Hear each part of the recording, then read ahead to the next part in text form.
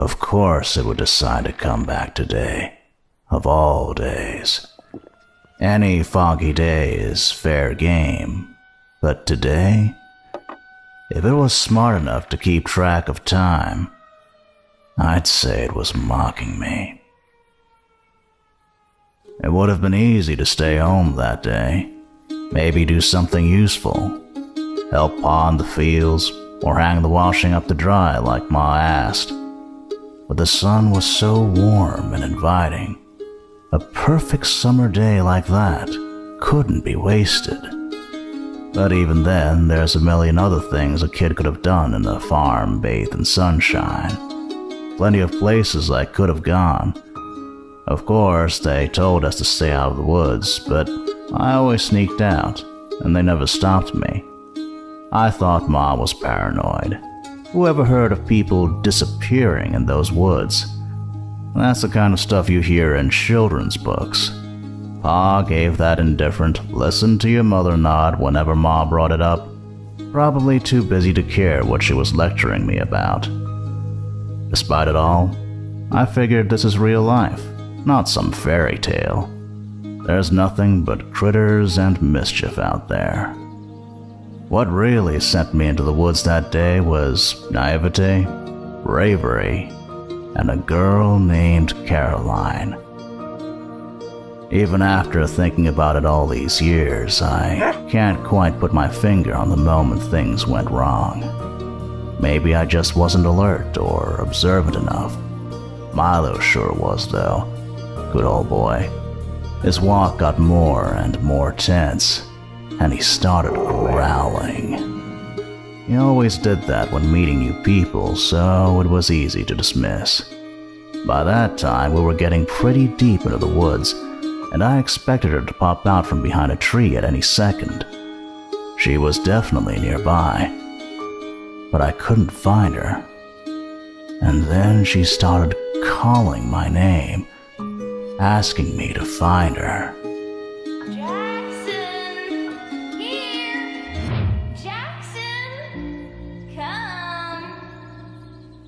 Her voice was muffled, staticky, or maybe she was just further away from the spot where we said we'd meet.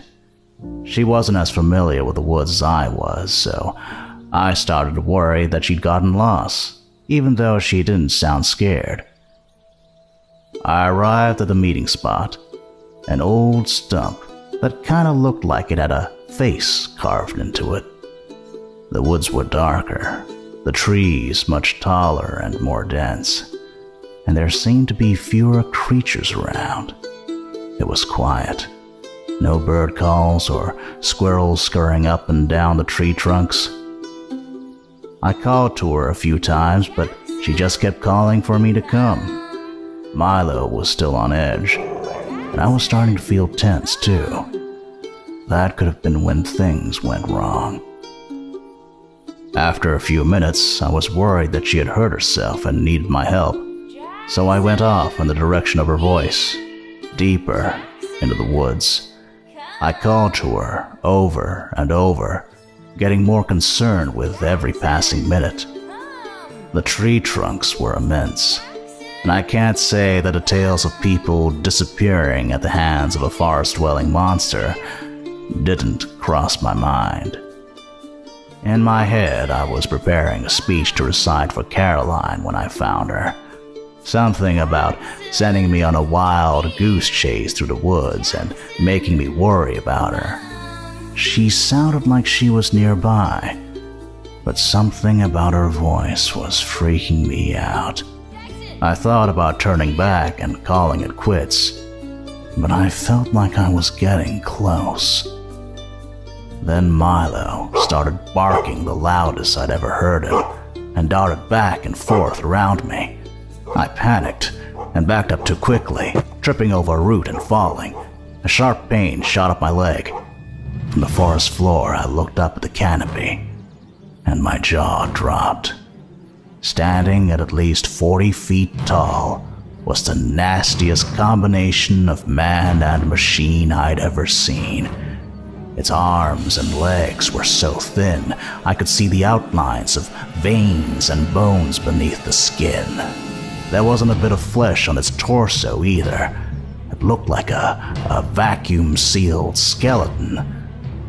But the creepiest part was its head, or lack of a head. Atop its neck were a pair of sirens facing in opposite directions. No eyes or ears, but it did have mouths inside those sirens. And as I looked up at it, completely in shock, it turned down towards me and opened its mouths. Jackson! I scrambled to my feet and ran with all the strength I had. Milo bulked by my side, just as afraid as I was, hearing the deafening sounds of trees cracking around me, their enormous trunks splintering and crashing to the ground. That's when the siren started blaring from the creature's head. My muscles burned and my lungs screamed for air as I burst through the clearing of our east field. Ma was standing by the truck on the far side, her mouth open in disbelief. I'm sure she could have felt the ground shaking from a mile away. Pa was already running towards me with a shotgun, but as he saw the horror that came behind me, he stopped dead in his tracks. Eyes wide, he pointed to the entrance to the tornado shelter built under the house. I didn't think that was going to be enough to keep us safe from this behemoth, but my body was giving out. The pain in my leg from falling in the woods was growing with every stride. I put everything I had into that last stretch of my sprint to the shelter. Milo managed to keep pace, and Pa ran ahead to unbolt the door. Ma broke out of a trance and scrambled towards the shelter too. The sirens blared on, though ironically there was no tornado. The door flew open and Pa dove inside. Milo leaped in ahead of me, and I stumbled in a few seconds later. It took a few beats for me to realize Ma hadn't come stumbling through the door behind me. She was running as quickly as she could manage, wild eyes staring right into mine, screaming the whole way. But the thing was faster than her. Its final step toward her shook the ground so intensely, I thought the house was going to come down on top of us. She was knocked off her feet, and its massive hand came down on top of her. I looked away, but Pa was transfixed. I'd never seen such helplessness and pain on his face. Ma cried out my name as it lifted her up, then turned to walk back towards the woods. We couldn't do anything but watch. Jackson, come.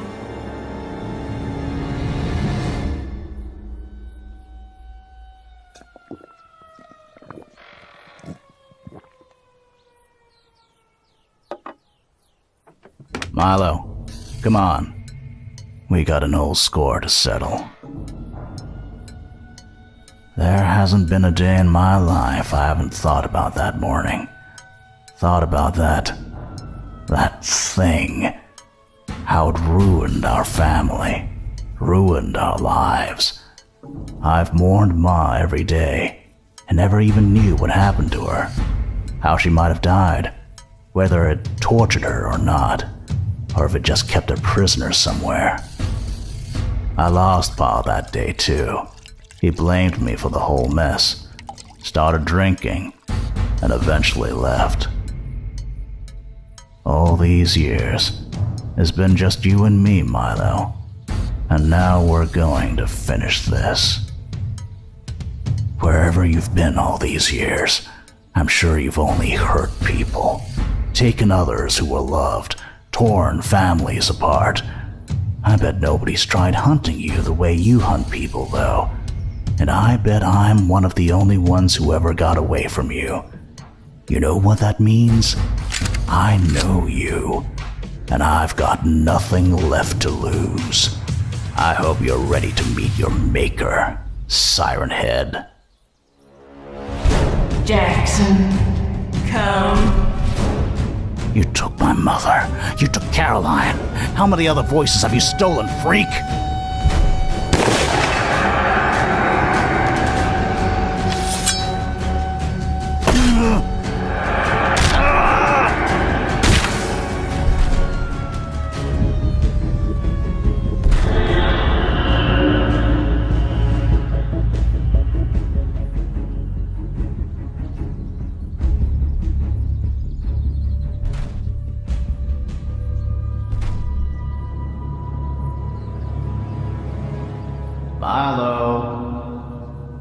Milo.